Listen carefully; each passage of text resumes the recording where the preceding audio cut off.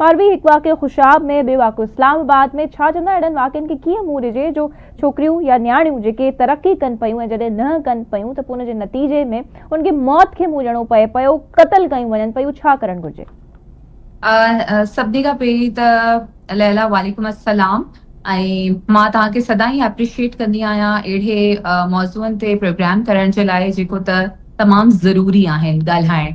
अॼु असां ॾिसूं था, अॼु जी जॾहिं औरत जी असां ॻाल्हि था कयूं, अॼु जी छोकिरी जी ॻाल्हि था कयूं, अॼु जे नौजवान जी ॻाल्हि था कयूं, त उनजे लाइ सोशल मीडिया तमामु घणो ज़रूरी आहे इस्तेमालु करणु। उनजे हर शोबे जे लाइ, उनजी पंहिंजी प्रेज़ेंस जे लाइ अॼुकल्ह असां ॾिसूं था कि यूथ ऐं ॿिया माण्हू घणो टीवी नथा ॾिसनि, मगर सोशल मीडिया ते हर माण्हू मौजूद आहे। This is the best platform जिते माण्हू अवेयरनेस क्रिएट करे, का पब्लिसिटी करे, कोई प्रमोशन कंहिं शइ जो करे, माण्हू पंहिंजा बिज़नेस पिया कनि। उते ई असां ॾिसूं था कि डिजिटल स्पेस असांजी न्याणियुनि जे लाइ प्रोटेक्टेड कोन्हे, उन्हनि जे लाइ सेफ कोन्हे।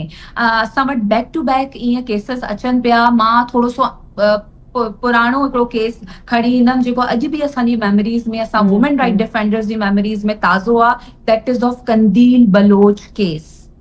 कंदील बलोच जे केस खां पोइ असां वटि कानून आयो कि को बि घर वारो गैरत जे नाले ते जेके क़त्ल था थियनि उन में माफ़ी न ॾींदो, उन्हनि खे प्रॉपर सज़ा मिलंदी, स्टेट उन में सॼो अॻिते वधी किरदारु अदा कंदी। लेकिन हाणे जॾहिं असां ॻाल्हि था कयूं, यानी कंदील बलोच जे टाइम खां वठी digital space is not safe for women, इहा शइ बिल्कुलु क्लियर आहे। लेकिन अञा ताईं कोई बि अहिड़ा एफर्ट्स न वरिता विया आहिनि कि इन स्पेस खे वधीक औरतुनि जे लाइ फ्रेंडली या महफ़ूज़ ठाहियो वञे।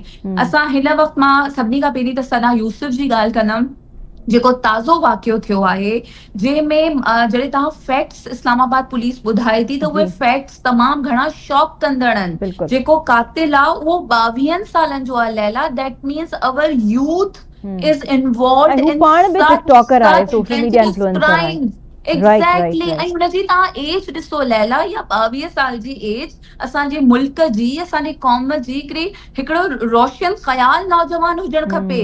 ऐं इहे कहिड़े क़िस्म जा असांजा नौजवान आहिनि जेके, ऐं हिन केस खे तव्हांखे ख़बर हूंदी, इस्लामाबाद केस, इन केस खे नालो ॾिनो आहे रिपीटेड रिजेक्शन। उनजे अंदरि हिकिड़ो फैन आहे, हिकिड़ो माण्हू फॉलो थो करे, उहो फैसलाबाद में वेठो आहे, छोकिरी इस्लामाबाद में वेठी आहे, उन सां ॻाल्हाइण जी कोशिश रिपीटेडली करे थो।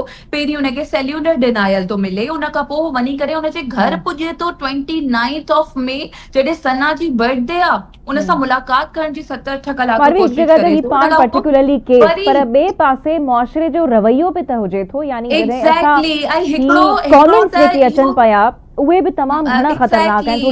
लैला बिल्कुलु मां उन ते अचां थी। हिकु त हिकिड़ो माण्हू सोशल मीडिया जे ज़रिए हिकिड़ी न्याणी खे ट्रेस करे उनजे घर ताईं पुॼी थो वञे, उनजी सिक्योरिटी केॾी थ्रेट थी थिए, उनखे क़त्ल थो करे छॾे।